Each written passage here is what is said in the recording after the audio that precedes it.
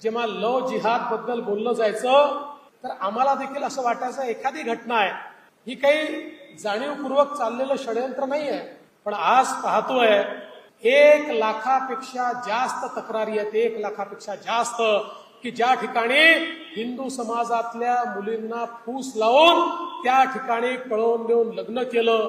एखाद्या ठिकाणी 2 धर्मातल्या लोकांचं लग्न झालं, त्याला कोणाचा नकार असण्याचं कारण नाही आहे, पण यातल्या बहुतांश केसेसमध्ये खोटी आयडेंटिटी सांगायची, खोटं बोलून फसवायचं आणि लग्नानंतर 2-3 मुलं झाले की सोडून द्यायचं आणि मग पुन्हा नवीन लग्न करायचं.